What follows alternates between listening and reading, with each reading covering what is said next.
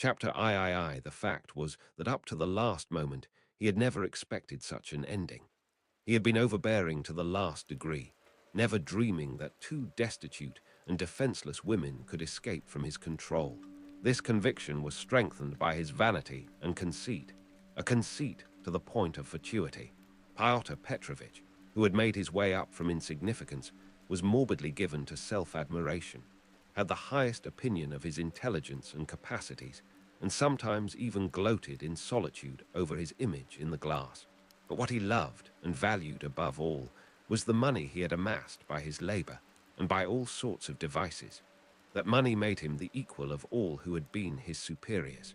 When he had bitterly reminded Downia that he had decided to take her in spite of evil report, Pyotr Petrovitch had spoken with perfect sincerity and had, indeed, felt genuinely indignant at such black ingratitude. And yet, when he made Downia his offer, he was fully aware of the groundlessness of all the gossip.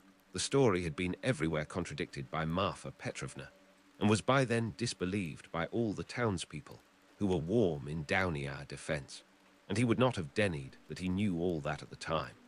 Yet he still thought highly of his own resolution in lifting Downia to his level, and regarded it as something heroic. In speaking of it to Downia, he had let out the secret feeling he cherished and admired, and he could not understand that others should fail to admire it too.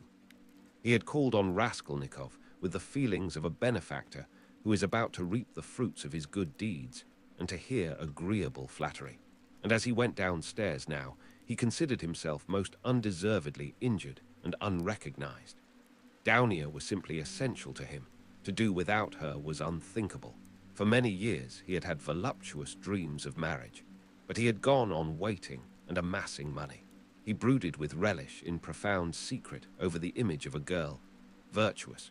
Poor she must be poor, very young, very pretty, of good birth and education, very timid, one who had suffered much and was completely humbled before him, one who would all her life look on him as her savior, worship him, admire him and only him. How many scenes, how many amorous episodes he had imagined on this seductive and playful theme when his work was over. And behold, the dream of so many years was all but realized. The beauty and education of Avdotia Romanovna had impressed him. Her helpless position had been a great allurement. In her he had found even more than he dreamed of. Here was a girl of pride, character, virtue, of education and breeding superior to his own. He felt that, and this creature would be slavishly grateful all her life for his heroic condescension, and would humble herself in the dust before him, and he would have absolute, unbounded power over her. Not long before, he had, too, after long reflection and hesitation, made an important change in his career, and was now entering on a wider circle of business. With this change, his cherished dreams of rising into a higher class of society seemed likely to be realized. He was, in fact, determined to try his fortune in Petersburg. He knew that women could do a very great deal. The fascination of a charming, virtuous, highly educated woman might make his way easier, might do wonders in attracting people to him, throwing an aureole round him, and now everything was in ruins. This sudden horrible rupture affected him like a clap of thunder. It was like a hideous joke, an absurdity. He had only been a tiny bit masterful, had not even time to speak out, had simply made a joke, been carried away, and it had ended so seriously. And of course, too, he did love Downia in his own way. He already possessed her in his dreams, and all at once. No, the next day, the very next day, it must all be set right, smoothed over, settled. Above all, he must crush that conceited milksop, who was the cause of it all. With a sick feeling, he could not help recalling Razumihin too, but he soon reassured himself on that score, as though a fellow like that could be put on a level with him. The man he really dreaded in earnest was Svidrigailov. He had, in short, a great deal to attend to. No, I am more to blame than anyone, said Downia, kissing and embracing her mother. I was tempted by his money, but on my honor, brother, I had no idea he was such a base man. If I had seen through him before, nothing would have tempted me. Don't blame me, brother. God has delivered us. God has delivered us, Pulcheria Alexandrovna muttered, but half-consciously, as though scarcely able to realize what had happened. They were all relieved. and in 5 minutes they were laughing. Only now and then Downia turned white and frowned, remembering what had passed. Pulcheria Alexandrovna was surprised to find that she too was glad. She had only that morning thought rupture with Luzhin a terrible misfortune. Razumihin was delighted. He did not yet dare to express his joy fully, but he was in a fever of excitement, as though a ton weight had fallen off his heart. Now he had the right to devote his life to them, to serve them. Anything might happen now, but he felt afraid to think of further possibilities, and dared not let his imagination range. But Raskolnikov sat still in the same place, almost sullen and indifferent. Though he had been the most insistent on getting rid of Luzhin, he seemed now the least concerned at what had happened. Downia could not help thinking that he was still angry with her, and Pulcheria Alexandrovna watched him timidly. "What did Svidrigailov say to you?" said Downia, approaching him. Yes, yes," cried Pulcheria Alexandrovna. Raskolnikov raised his head. "He wants to make you a present of 10,000 rubles, and he desires to see you once in my presence." "See her? On no account," cried Pulcheria Alexandrovna. "And how dare he offer her money?" Then Raskolnikov repeated, rather dryly, his conversation with Svidrigailov, omitting his account of the ghostly visitations of Marfa Petrovna, wishing to avoid all unnecessary talk. "What answer did you give him?" asked Downia. "At first I said I would not take any message to you. Then he said that he would do his utmost to obtain an interview with you without my help. He assured me that his passion for you was a passing infatuation. Now he has no feeling for you. He doesn't want you to marry Luzhin. His talk was altogether rather muddled. How do you explain him to yourself, Rodia? How did he strike you?" "I must confess I don't quite understand him. He offers you 10,000 and yet says he is not well off. He says he is going away, and in 10 minutes he forgets he has said it. Then he says he is going to be married and has already fixed on the girl. No doubt he has a motive, and probably a bad one. But it's odd that he should be so clumsy about it if he had any designs against you. Of course, I refused this money on your account, once for all. Altogether, I thought him very strange.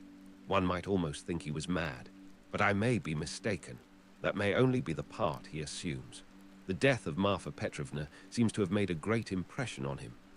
"God rest her soul," exclaimed Pulcheria Alexandrovna. "I shall always, always pray for her. Where should we be now, Downia, without this 3,000? It's as though it had fallen from heaven.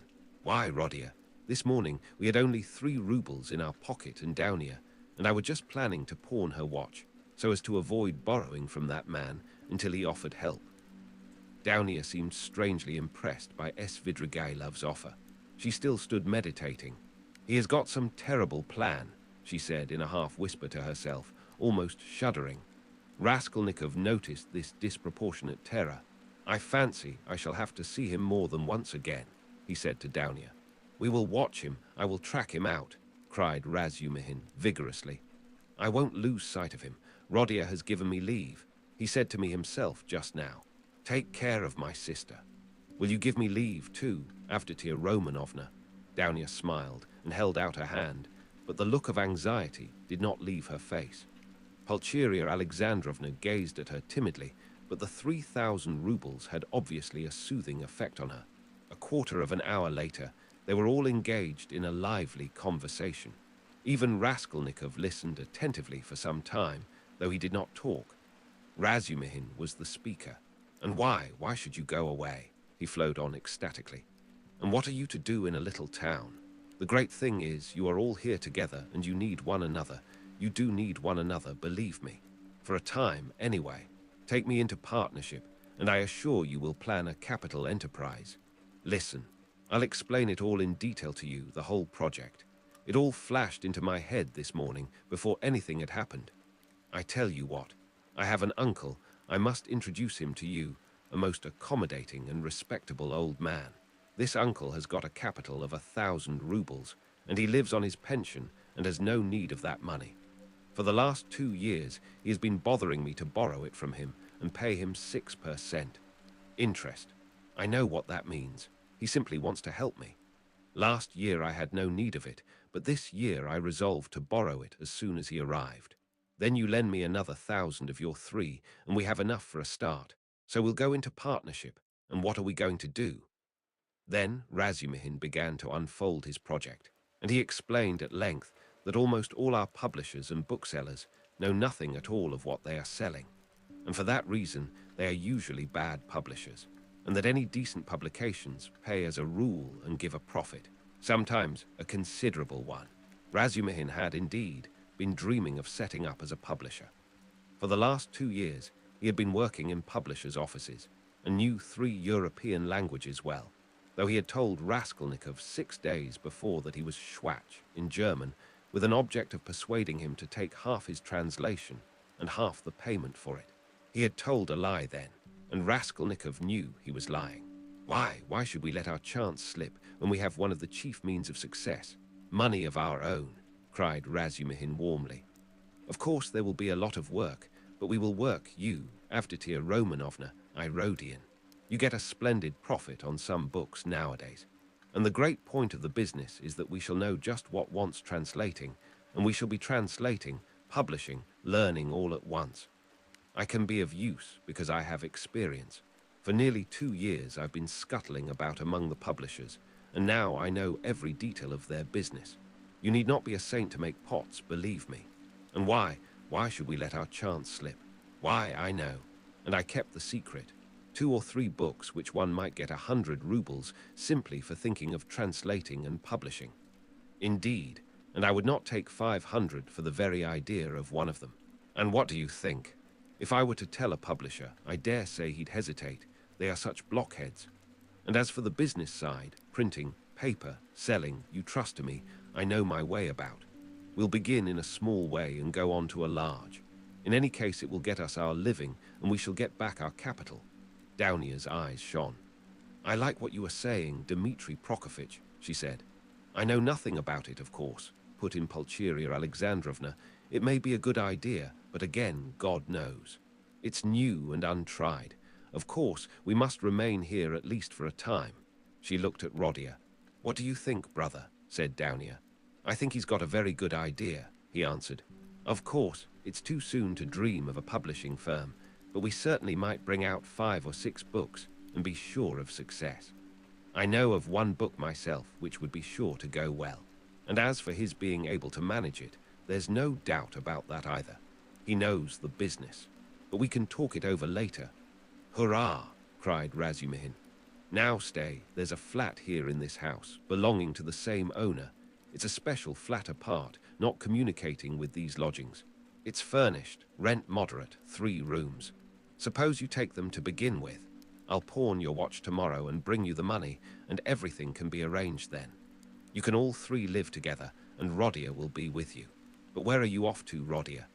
"What, Rodia, you are going already?" Pulcheria Alexandrovna asked in dismay. "At such a minute?" cried Razumihin. Daunia looked at her brother with incredulous wonder. He held his cap in his hand. He was preparing to leave them. "One would think you were burying me or saying good-bye forever," he said somewhat oddly. He attempted to smile, but it did not turn out a smile. "But who knows, perhaps it is the last time we shall see each other," he let slip accidentally. It was what he was thinking, and it somehow was uttered aloud. "What is the matter with you?" cried his mother. "Where are you going, Rodia?" asked Daunia rather strangely. "Oh, I'm quite obliged to," he answered vaguely, as though hesitating what he would say. But there was a look of sharp determination in his white face. "I meant to say, as I was coming here, I meant to tell you, mother, and you, Daunia, that it would be better for us to part for a time. I feel ill, I am not at peace. I will come afterwards, I will come of myself, when it's possible. I remember you and love you. Leave me alone. I decided this even before. I'm absolutely resolved on it. Whatever may come to me, whether I come to ruin or not, I want to be alone. Forget me altogether, it's better. Don't inquire about me. When I can, I'll come of myself, or I'll send for you. Perhaps it will all come back, but now if you love me, give me up. Else I shall begin to hate you, I feel it. Goodbye." "Good God!" cried Pulcheria Alexandrovna. Both his mother and his sister were terribly alarmed. Razumihin was also. Rodia, be reconciled with us. Let us be as before," cried his poor mother. He turned slowly to the door and slowly went out of the room. Downia overtook him. "Brother, what are you doing to mother?" she whispered, her eyes flashing with indignation. He looked dully at her. "No matter, I shall come. I'm coming," he muttered in an undertone, as though not fully conscious of what he was saying, and he went out of the room. "Wicked, heartless egoist," cried Downia. "He is insane, but not heartless. He is mad. Don't you see it? You're heartless after that." Razumihin whispered in her ear, squeezing her hand tightly. "I shall be back directly," he shouted to the horror-stricken mother, and he ran out of the room. Raskolnikov was waiting for him at the end of the passage. "I knew you would run after me," he said. "Go back to them, be with them. Be with them tomorrow and always. Perhaps I shall come, if I can. Goodbye," and without holding out his hand he walked away. "But where are you going? What are you doing? What's the matter with you? How can you go on like this?" Razumihin muttered at his wit's end. Raskolnikov stopped once more. "Once for all, never ask me about anything. I have nothing to tell you. Don't come to see me. Maybe I'll come here. Leave me, but don't leave them. Do you understand me?" It was dark in the corridor. They were standing near the lamp. For a minute they were looking at one another in silence. Razumihin remembered that minute all his life. Raskolnikov's burning and intent eyes grew more penetrating every moment, piercing into his soul, into his consciousness. Suddenly Razumihin started. Something strange, as it were, passed between them. Some idea, some hint, as it were, slipped. Something awful, hideous, and suddenly understood on both sides. Razumihin turned pale. "Do you understand now?" said Raskolnikov, his face twitching nervously. "Go back, go to them," he said suddenly, and turning quickly, he went out of the house. I will not attempt to describe how Razumihin went back to the ladies, how he soothed them, how he protested that Rodia needed rest in his illness, protested that Rodia was sure to come, that he would come every day, that he was very, very much upset, that he must not be irritated, that he, Razumihin, would watch over him, would get him a doctor, the best doctor, a consultation. In fact, from that evening, Razumihin took his place with them as a son and a brother.